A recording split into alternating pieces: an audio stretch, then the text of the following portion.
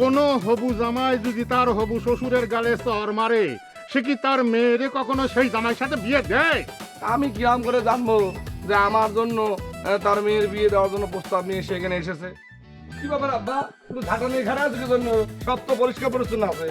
এই রহিমা আসেনি কাজের বেটি? সব পরিষ্কার আছে, খালি তুমি পরিষ্কার নেই। ঝাঁটা মাইরে তোমার ঘরের থেকে ওই যে পাগলামির ভূত আছে না, সে ভূতটাকে আমি নামাবো, সেজন্য ঝাড়ু হাতে দাঁড়ায় আছি। ও, তা আমি কি পাগলামি করেছি আব্বা? এই, আজ রাস্তায় তুই কারে চর মারিছিস? কারে চর মারিছিস? ও, সেই কথা আব্বা। আচ্ছা আব্বা, হয়েছে কি জানো, আজকালকার মানুষের না কোনো বোধ বুদ্ধি নেই। আজকালকার মানুষজন কেমন চেঞ্জ হয়ে গিয়েছে। আমি কি সুন্দর নর্মাল ভাবে গান গাতে গাতে রাস্তা দিয়ে হাইটে হাইটে আসতেছিলাম, আজকাল একটা লোক আমাকে দেখে না করেছে। তাই শীত করলে যাও মাথাটা চিগড়ে ওঠে। তুমি জানো না আব্বা, এই তোমার বয়সী লোকটা হবে না, তোমার বয়সী হবে না, তোমার চেয়ে একটু ব্যাস কম হতে পারে।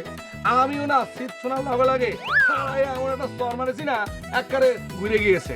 ঠিক করেছি না, আমরা ভালো করেছি না? খুব ঠিক করেছ, সেজন্যই তো আমি এই ঝাড়ু হাতে দাঁড়ায় আছি তোমার পুরস্কার দেওয়ার জন্য। তুমি বোঝোনি? আব্বা কি করছো? ঝাঁটা কি আবার কোনো পুরস্কারের মধ্যে পারে নাকি আব্বা? আগে তো ছিল না, আগে ছিল না, কিন্তু এখন হয়েছে। এই, তুই কারে কারে মারছিস, কারে চর মারিছিস তুই জানিস? আরে ওই লোক তো তার মেয়ের বিয়ের প্রস্তাব নিয়ে আমার গায়ে আসেছিল, তুই সেটা জানিস? আরে আব্বা, তাহলে তুমি একটা বড় রকম ভুল করে ফেলেছি আব্বা, বিরাট বড় ভুল করেছি। আচ্ছা, সে যে তার মেয়ের বিয়ের জন্য এসেছিল সেটা তুমি কিরকম করে জানলে আব্বা? কি করে জানলো? আরে সে বাড়ির উপরে আইসে আমারে কয়ে গেল। আচ্ছা আব্বা, সে কি শেষ পর্যন্ত তার মেয়ের বিয়ে দিতে রাজি হয়েছে আমার সাথে?